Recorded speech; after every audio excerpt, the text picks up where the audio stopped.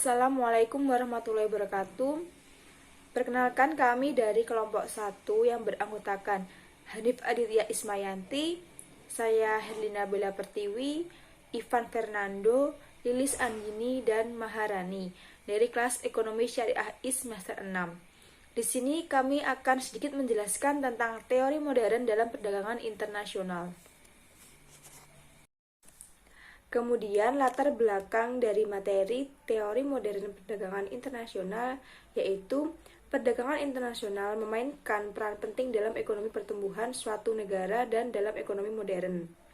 Istilah perdagangan internasional digunakan untuk menunjukkan pembelian dan penjualan barang dan jasa antar negara untuk memuaskan kebutuhan penduduknya. Lalu, apa itu faktor proporsi?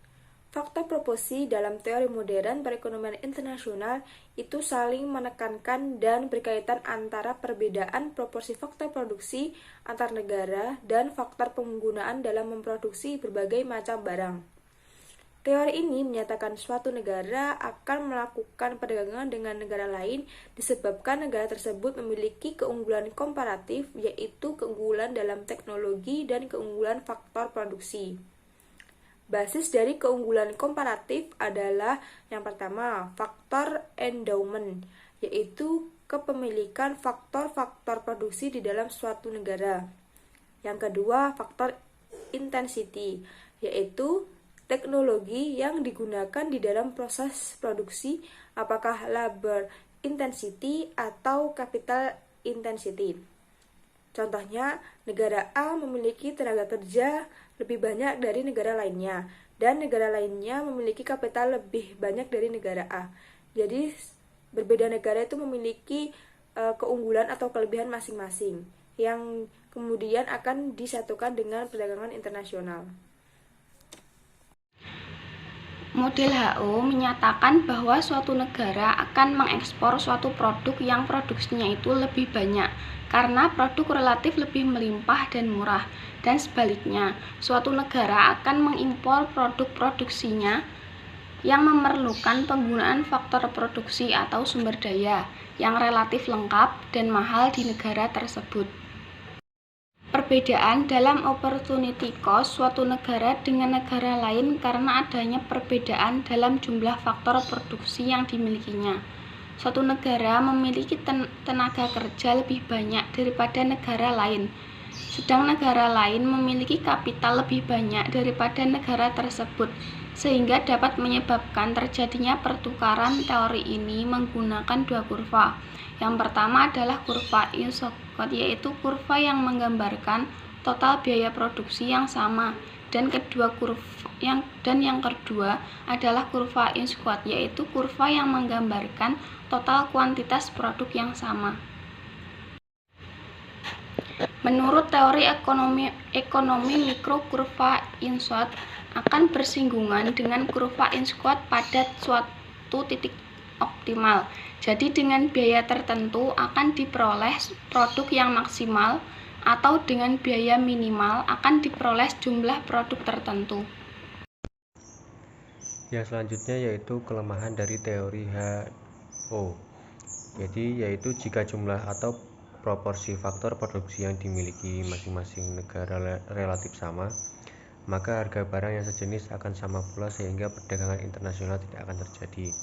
Jadi jika di dalam suatu negara A dan B memiliki faktor produksi yang sama, maka harga yang dikeluarkan nanti di perdagangan internasional juga akan sama. Yang selanjutnya yaitu kesamaan harga faktor produksi. Harga berbagai faktor produksi di berbagai negara sama disebabkan oleh perdagangan bebas. Berdasarkan teori faktor proportion Heckscher-Ohlin, jika produksi barang X di negara A diperbanyak, maka permintaan terhadap tenaga kerja juga ikut bertambah. Begitu juga sebaliknya, jika produksi barang Y di negara A diperbanyak, maka permintaan terhadap kapital atau mesin juga ikut berkurang.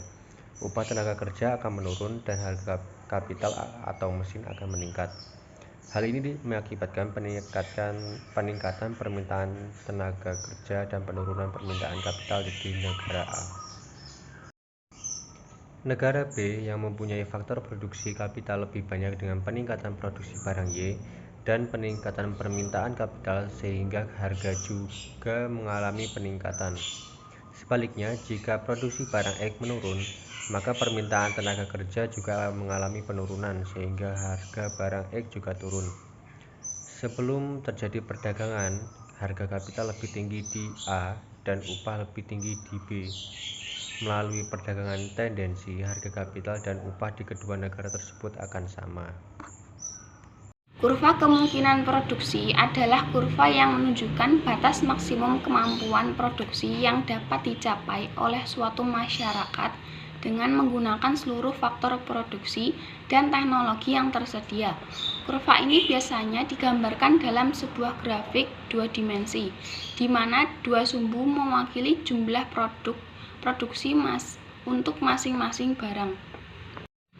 Ada beberapa asumsi-asumsi yang mendasari kurva kemungkinan produksi.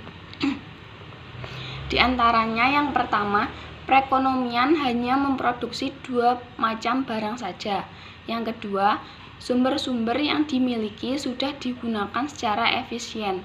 Yang ketiga, sumber-sumber yang dimiliki sudah tertentu jumlahnya dan tingkat teknologinya sudah tertentu dan sudah digunakan sepenuhnya. Yang terakhir, sumber-sumber atau faktor-faktor produksi yang sama dapat digunakan untuk memproduksi kedua jenis barang tersebut, dan sumber-sumber tersebut dapat digeserkan atau dipindahkan. Overcurve. James Smith mengemukakan tentang overcurve, yaitu menjelaskan yang menggambarkan sebagai kurva yang menunjukkan kesediaan suatu negara untuk menawarkan atau menukarkan suatu barang dengan barang lainnya pada berbagai kemungkinan harga, dan bagaimana terjadinya keseimbangan harga internasional. Hal ini dapat digambarkan dengan metode di mana setiap negara berupaya mengembangkan produksi atas dasar tersedia faktor endowment dan melakukan perdagangan internasional, maka keuntungan akan diperoleh melalui spesialisasi dalam produksi serta ekspor barang. Kelebihan dari overcurve yaitu masing-masing negara akan memperoleh manfaat dari perdagangan internasional, yaitu mencapai tingkat kepuasan yang lebih tinggi.